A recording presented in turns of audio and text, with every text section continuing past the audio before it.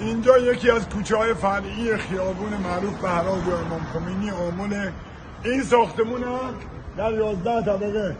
این پسر آیت الله عبدالله جوادی آملی که به اصطلاح مرجع تقلیده، اینو 12 سال پیش شروع کرده در 11 طبقه در کوچه و خیابونی که 5 طبقه بیشتر مجاز نبود.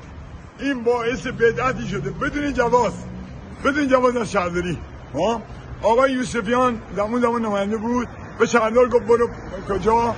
برو دماوند ویلای تابستونه آقای آیت الله جوادی. بهش بگو آقا پسر تو بدون مجوز 12 طبقه داره میسازه.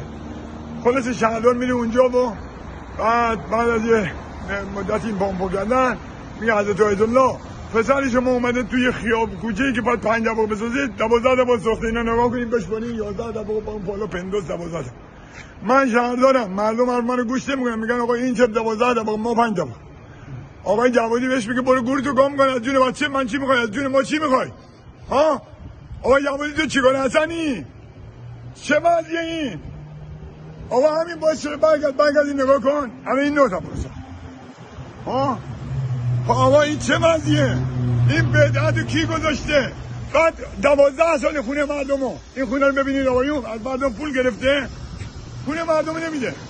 آقا تو هم گردن گلفتی؟ ها؟ پسر اجازه باید هر کاری بکنی.